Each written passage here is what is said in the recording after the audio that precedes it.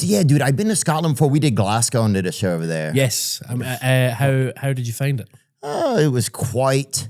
It reminded me a bit of like a lot of people, like day labor, like kind of like contractor type of people, proper like working class. Yeah, blue collar. Is that what they call it over here? Yeah. Oh yeah, down and dirty, or like a dark blue. navy almost. Yeah. Yeah, definitely. Yeah. I mean, guys, some of them they would, one of them would talk and one of them would whistle, just like unique.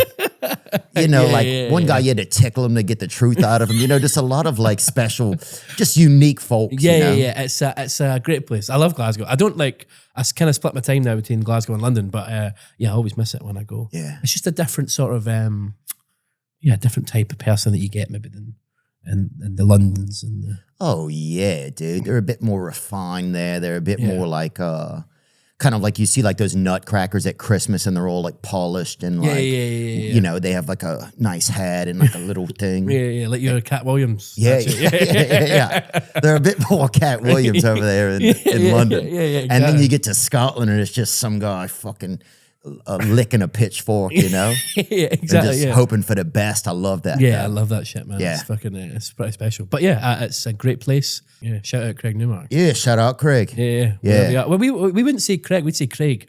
Oh, Craig. Craigslist, it'd be called. Oh, Craigslist. Yeah. Oh, that sounds even more creepy. Risque. Yeah. Misconnections, etc. It sounds like, you might meet a dentist in the dark on there. Yeah. Craig. Yeah. And what does Craig mean? Does it mean something? I don't know. I just a name. I think. I don't know if it's like. I don't know if it has any true meaning or anything like that. Maybe warrior. Craig. Oh, Paul Craig. There you are. Yeah. He once called me a loser on his podcast. Oh, damn, Paul. Really? He said I actually quite like Paul Craig, but he said I should lose weight and that I was a loser. Oh, well, damn, dude. If he lost weight, he'd be a loser then, technically. Yeah, exactly. Yeah, the biggest loser. Yeah, don't give him the title before you. I saw the clip, but Paul, congratulations on everything. Sorry about what happened at the last UFC. Sorry, Lewis isn't enough for you. But Paul. Yeah, sorry, bro. Sorry, man. Yeah, dude. Yeah, Paul Craig. Oh. Craig. No, but that would be Craig. Yeah, Craig. Yeah. Anyway. Paul Craig. Yeah. Yeah, dude, the Scots, man, they're fascinating. They're just fascinating. You'd almost, like, I wouldn't be surprised if you was in the US, or and you're in a zoo and they had a couple in there somewhere. like, they're taken care of and everything. Yeah. Drinking sort of like. They're healthy pints, in there, yelling at you. Yeah, screaming at the fences and stuff like that. Yeah, exactly. Yeah. That sounds like us. Or singing like a good, do they have like a lot of good like Scottish songs and stuff? Oh, flower of Scotland, when will we see your lake again? And what in died for your wee bit hill and glen that stood against him. Proud Edward's army and sent him homeward to think again. Come on, Scotland. Yeah, that's us. That's a good one that we've got. We've also got what's your name? Ali Bally Bee, sitting on your mammy's knee. That's a good one. Yeah, I don't know where it goes after that. Well, that one ends in the courts, I think. It sounds like, Yeah, exactly. That sounds like a domestic dispute, kind of, But yeah, I think, the most fascinating kind of like Scotland, it's like the DIY England, you know? Yeah, exactly. Yeah, it's like we'll fucking figure it out. Yeah, we'll be fine up there. But although we did, not to get into independence, but we did vote to not leave England. People think Scottish people hate English people, but it's not true. I love English people. Yeah, I love them so much. Yeah, I don't have anything against English people. Yeah, in fact, I love them. If I saw them, I would definitely pat them on the back. Yeah, give them a pat on the back and like a little, like one of those little like love taps on like on the back on the back side. On the send them on their way on the low back. They call it just the low back. Yeah, consensually. Yeah. Of course. Yeah, it seems like there's a lot more. You have to be very consensual over there. Yeah. I think everywhere it's good to be consensual. Good call. Sorry. It would just. And that's not going to age well. But still. But in Scotland, it's just a bit more like, whose tit is this, kind of? And it's on your mate half the time. Yeah, exactly. Yeah, and a man's tit as well. It's always a man's tit. Yeah, We're talking about men, ladies. Yeah, we're talking about men's tits. Yeah. Relax. It's not always about your tits. Dude, in Scotland, you guys see some of the most UFOs. Do you know that? I didn't know that. No. I'm not as up to speed with my alien stuff as I should be. But is that the case? More? Yes, I think Scotland is one of the most. I think Scotland has some of the most UFO sightings anywhere. Really? I think there's also I think that's also got something to do with people taking more drugs in Scotland. Oh, definitely. And then some people just need a ride home. Exactly. Just jumping. Hoping anything will come get them. Yeah, exactly. What's that? There was a video of a guy, one of the first sightings over there. What was his name? Yeah, this is a guy right here. It's Bobby Taylor. With a big round dome, a very dark grey colour, and it had a big flange going all the way around.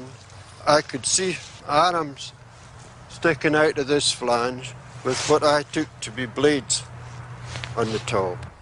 As I stood here, there's 2 balls came out, 2 balls. I'd think they'd be about 3 feet in diameter with about 6. It could have just been a big gay guy running towards him. You know what I'm saying? It could have just been a big gay guy in a helmet running towards him. He also sounds like he might have a few on board though. Do you know what I mean? It's not like Bobby Taylor there. Sounds like he could be under the influence slightly. So I'm not sure that's No, I'm glad you're here because this is Livingston. That's so close to where I grew up. Really? Yeah, so close to where I grew up. I grew up 10 minutes from there. Oh, wow. That's very close. A place called East Whitburn, in between Glasgow and Edinburgh. But that's so close to where I live. And have you heard of this man? I've never heard of Robert Taylor. He hasn't really made it into the... He was attacked by a UFO in the Deckman Woods. You've heard of him? I haven't heard of... I've heard of the Woods. I haven't heard of Robert. But then that's what they do. They try and suppress this stuff, don't they? Oh, for sure. You can. This guy should not be. Yeah, West Lothian. That's literally where I grew up. Really? Yeah. In the Taylor Incident, aka Livingston Incident, or Deckman Woods encounter, is the name given to claims of sighting an extraterrestrial spacecraft in Livingston, West Lothian. Yeah, that's where Whitman is. I never thought I'd hear Theo Von say West Lothian. Boy. You're doing a lot for us. WL, Whitburn Lippy. That's another thing. Yeah, well, the Whitburn Lippy is like a young team. There's a thing in Scotland called, there's things all over Scotland called young teams. Mm-hmm. And it's like groups of youths or and they sort of get together and cause mischief and I don't know, fighting stuff. A bit of gangs? Yeah. So I wouldn't even class it as gangs. It's not as violent. There's fights, but everyone, you kind of go around on your bikes and punch fuck at each. I was never in one, obviously, but punch fuck at each other. You had West Whitburn Loopy. That's the only one I know. Yeah, it was a song like Whitburn Loopy, nuts are we, him and her and you and me. We'll show you what we can do with a baseball bat and a snooker cue. Slash the faces, jump the back, use the cue as a baseball bat. Whitburn Loopy, nuts are we. We are the Whitburn Loopy. Let's go, dude. I'll join right now. Get somebody that freaking Glasgow smile, eh? Wow. Yeah. According to Taylor, a forestry worker for the Livingston Development Corporation, on November 9th, 1979, he parked his pickup truck at the side of a road near the motorway and walked along a forest path. He claims he experienced a foul odor like burning brakes. It sounds pretty... similar. This feels similar to sea mines had seized him and were dragging him in the direction of a larger object when he lost consciousness. Ooh. But they always lose consciousness right before they see them. It is true. Do you know what I mean? So what is happening? Yeah, it sounds like he blacked out. He definitely, you said out of the gate, it looked like he'd maybe had one or two. Yeah. One or two on board, yeah. And also the thing about a lot of UFOs, dude, we never even, we never even find a gas cap on the ground or anything. Like these motherfuckers are flying everywhere. We never find a rear view mirror from one of them. Yeah, exactly. You telling me they're that well assembled that not one of them ever had the fault. Yes. Yeah. A spare tire or something, even just one of those jacks they use to fix the side of it. I'm not like a huge believer in UFOs or aliens, but I'm curious. Yeah. I'm curious. Yeah. Yeah, I'm always interested. You're alien curious. I'm alien curious. Yeah. Me too. Yeah. I would just be, I hope if they get me, they're women that get me. But yeah, the Falkirk, what was that? The Falkirk Triangle? Falkirk Triangle. Falkirk's also not far from where I live. They all seem to be happening in my little concentrated area of London. Yeah. Scotland, sorry. Yeah, the Falkirk Triangle. It sounds like three kind of thicker ladies splitting a bit of haggis, doesn't it? Yeah, it does. Yeah. Yeah, the Falkirk Triangle is a region in central Scotland renowned as one of the world's most active UFO hotspots. You didn't know that? I didn't know that. No, it's not. People haven't that's what not the become. shit? Yeah, exactly. Yeah, it's not become a real. It's not as famous as. But how many do you need before people tap each other on the shoulder? Things are going on here. This isn't normal. You think as well you'd be able to catch them, like you'd be able if 300 are happening a year in the area, you'd be able to wait out and be like, okay, they're coming at some point. Do you know what I mean? Yeah, you think just some guy, some Scottish cowboy with a lasso. Yeah. That's mad though. I never knew that. What is it? I wonder what leads to those UFO. I wonder if there's something in Scotland that leads to it. Is it the diet? Is it the? There was a thing called the Glasgow Effect a couple of years ago. Well, I think it was like the life expectancy in Glasgow at one stage was like 55 years old or whatever. What?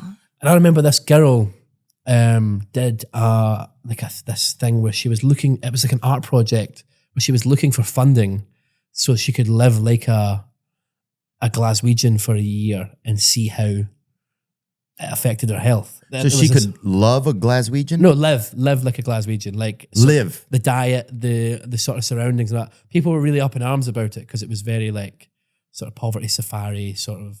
Right, like almost like a Super Size Me, but for Scotland kind of? Yeah. It was very like, it was thingy. But yeah, excess. The Glasgow Effect refers to the observation residents of Glasgow experience lower life expectancy and poorer health outcomes than people living in similarly deprived cities in the United Kingdom and Europe. There you go.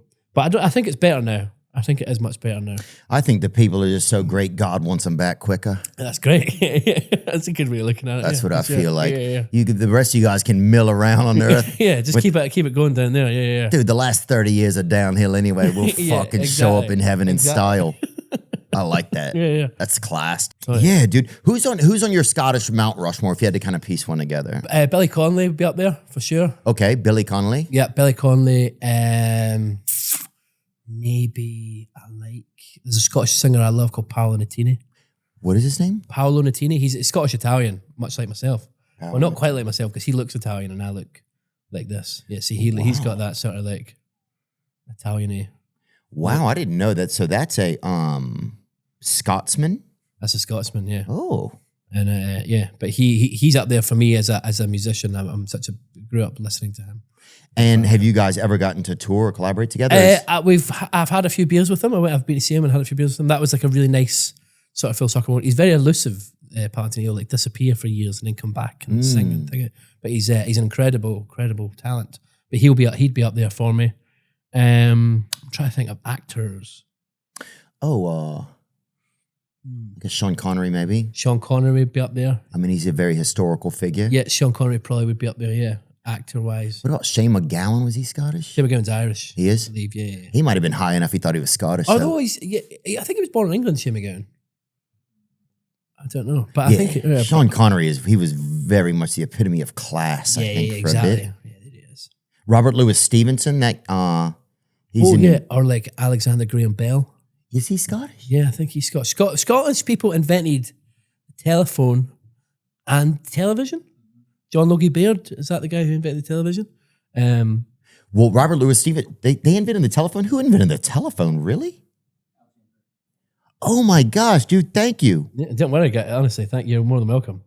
That's quite looks like quite a recent picture. What's going on there? It must be AI or something.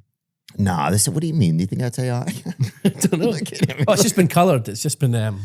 Dude, you guys invented the damn telephone. Yeah, Who did he call first?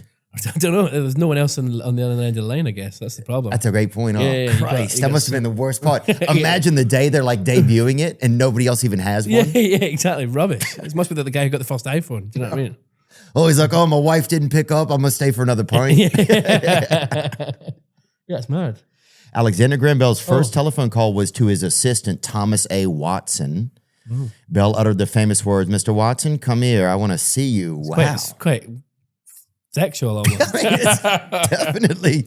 Well, look, a lot of men invented things. I think a lot of men who allegedly had maybe some zesty tendencies invented things because they needed to meet other men. Yeah. And they didn't want to say out in public, hey. Yeah, exactly. You wanted to be like discreet. Yeah. So pick up this little whisper mobile, a phone. Come hither. Come hither machine.